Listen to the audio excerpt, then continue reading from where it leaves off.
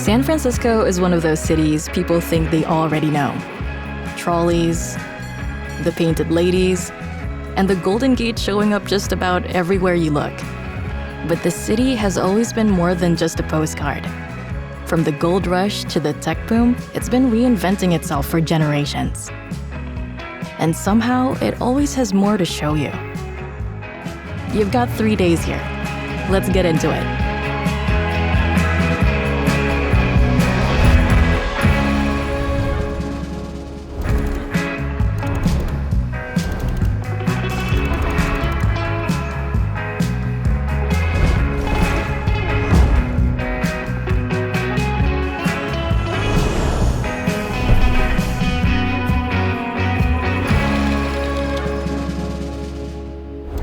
First stop, Golden Gate Park.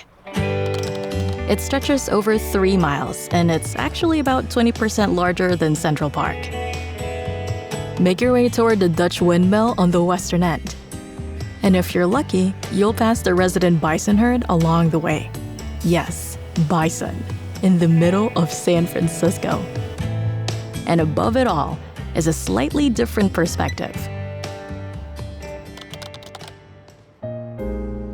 Right now, we are standing in the Hammond Observation Tower at the DeYoung Museum. We're right in the sort of cultural heart of Golden Gate Park. The tower is free to visit, and from the top, you get a full view of the city. There's a really, I think, wonderful connection between art and the landscape and this sort of surrounding natural environment that you experience at the DeYoung. That connection carries through to the galleries inside. A lot of times people will come through our doors because they've just been wandering through Golden Gate Park and having a lovely day outdoors, and they see us and they're curious and they want to check it out. For lunch, head to the Mission, one of the oldest neighborhoods in the city, and where the Mission-style burrito was born.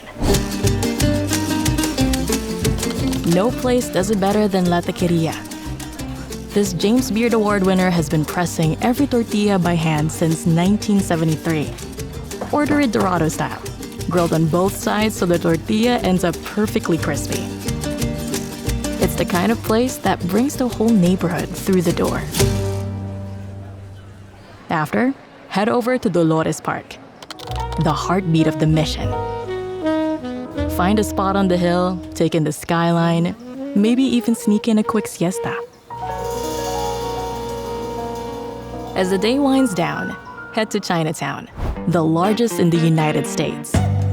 Dinner tonight is at House of Nanking, a Chinatown institution. Don't worry too much about the menu. Tell them how many people you've got, and they'll take it from there. Plates come out fast. Noodles, soups, stir-fries, more than you expect. It's loud, it's packed, it's delicious. Not a bad way to spend your first night in the city. On day 2, get out of town. Head north across the Golden Gate Bridge. Less than 30 minutes from San Francisco, you'll find a valley of giants. Redwoods reaching over 250 feet, some of them more than 1,000 years old. It's the kind of place where you catch yourself looking up the whole time. At the halfway point is Cathedral Grove, the first permanent quiet zone in any U.S. national park. Rangers ask you to keep things silent here. Turn the notifications off. The trees have been here 1,000 years. Your emails can wait.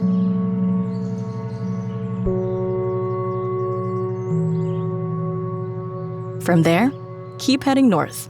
Wine country is next. Sonoma is the first stop.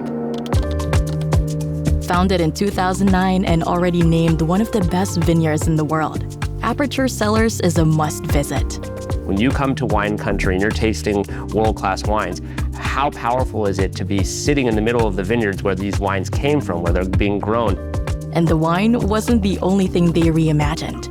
Everything opens up, all the walls can fold in, the glass folds in, and we can turn it into one indoor-outdoor space. The space is designed like a camera, an homage to Jesse's dad, Andy. a professional photographer whose work inspired the building and now lives on every bottle. Not a bad way to honor your dad. From there, head east into Napa Valley. Haidt Cellar has been making wine here for over 60 years.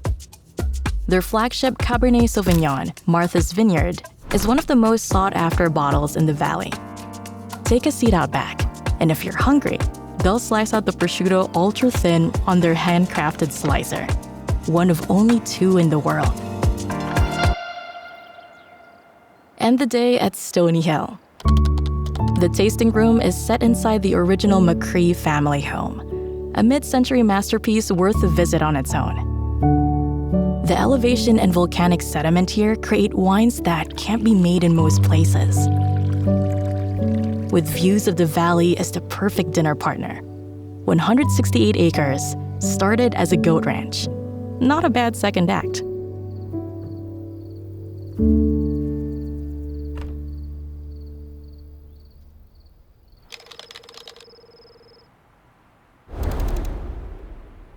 Your last morning. Start in North Beach, San Francisco's Little Italy. Mornings here move a little slower. Just off Washington Square Park, there's a bakery called Liguria that's been doing one thing for over 100 years. Just focaccia. That's it. And after this long, they've pretty much figured it out. I've been here for 46 years, and I don't have any complaints. Most days, they sell out before lunch. After a lifetime of this, focaccia has a way of staying with you. Oh, I dream about it every night.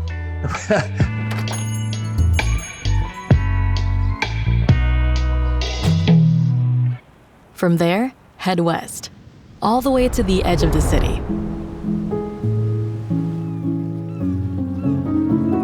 At Suture Baths, you're right up against the Pacific.